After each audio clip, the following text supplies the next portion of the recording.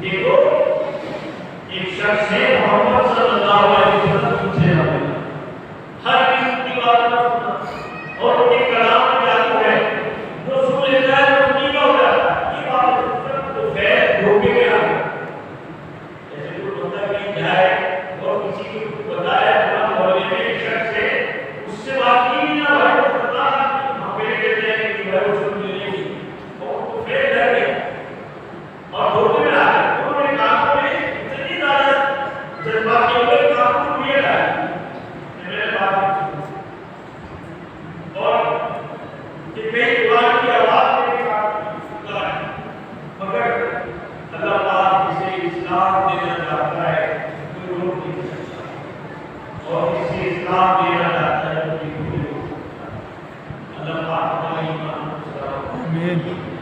یہ کانوں میں ڈال کر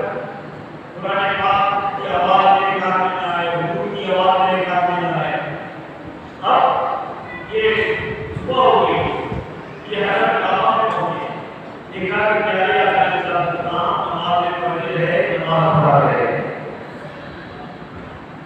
اور نماز پڑھا ہے پیارے آقا علیہ السلام۔ اس میں قرآن ذرا کوئی قرآن جب وہ قرآن پڑھ رہے تھے، اللہ اکبر، ایک قرآن پاک ایسے ہی الفاظ سے عالیشان اور پھر حضور علیہ السلام کی زبان سے پیدا ہوئے، وہ جب یہ آواز سنتا تھا تو فیض آنسو کی شاید تو اس کے کان میں تھوڑی سی کچھ نکلی تو تھوڑی سی آواز کان میں جب وہ الفاظ کے کان میں تو سمجھے نہ یعنی حیرانی سے ٹھہر کر کی آواز کہتی ہے، الفاظ کہتے ہیں، کیونکہ سننا تو تھا نہیں قرآن، مگر اللہ نے چاہتا ہے تو بڑے بڑے پتھر ہٹا دے، یہ ضرور کا ایک کویا کیا ہے تو بھی کر سکتا ہے، حیران ہو گئے، اور ایک ہی لفظ آپ کے دل میں تاثیر بن کر اترتا جا رہا ہے۔ یہ کھڑے سنتے رہے، جب پیارے آقا علیہ السلام نماز سے فارغ ہوئے، گھر پر جب چلے تو حسین صاحب کی نہ ہو کر پیچھے پیچھے ہوئی اور آپ کی خدمت میں حاضر کر عرض کی، یا رسول اللہ مجھے کلمہ پڑھا کر مسلمان کر دو۔ نماز پڑھا رہے ہیں مگر پیچھے لوگ ایمان دے رہے ہیں، پیچھے لوگوں کو اسلام کی حقانیت بتا رہے ہیں، اے مائر میرے رحمت تیرے صدقے، ظلمت نے میرے دل کو شبِ دار بنایا، یہ الہی کرم میرے لیے بھی ویرانہ دل پر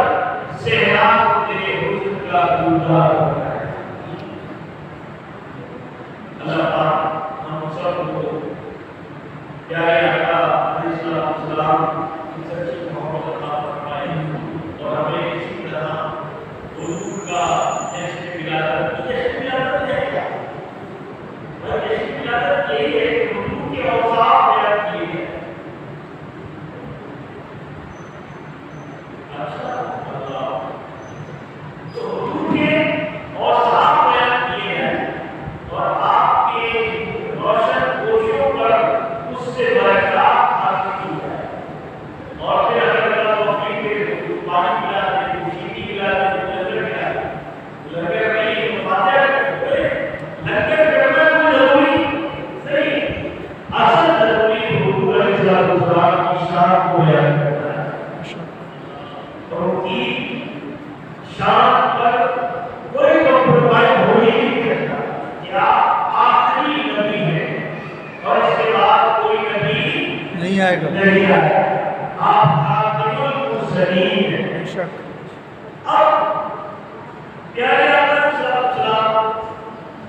کی محبت اور آپ کا